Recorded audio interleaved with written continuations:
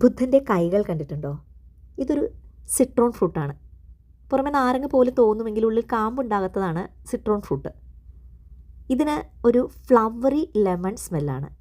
എനിക്ക് തോന്നിയത് ലാവൻഡറിൻ്റെയും നാരങ്ങയുടെയും ഇടകലർന്ന വശ്യതയുള്ളൊരു സുഗന്ധമായിട്ടാണ്. ഉപ്പിനൊപ്പവും മധുരത്തിനൊപ്പവും ഒരുപോലെ ചേർന്ന് പോവും. പ്രത്യേക രുചിയും മണവും നൽകും. ഇതൊക്കെ മൊബൈൽ എടുത്ത് നോക്കി അപ്പം തന്നെ മനസ്സിലാക്കിയ കാര്യങ്ങളാണ് കേട്ടോ.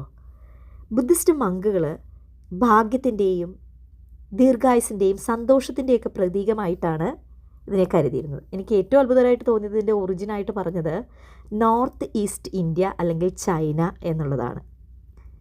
നമ്മുടെ എല്ലാം കുട്ടിക്കാലത്ത് മധുരനാരങ്ങയുടെ തോലെടുത്തിട്ട് കളിക്കൂട്ടുകാരുടെ കണ്ണിലും നമ്മുടെ തന്നെ കണ്ണിലുമൊക്കെ അതിൻ്റെ നീര് തെറിപ്പിക്കുമായിരുന്നു. ആ എരിവ് ഒരു മധുരമുള്ള നീറ്റലായിട്ടാണ് നമുക്കിന്ന് തോന്നിയിരുന്നത് അല്ലേ.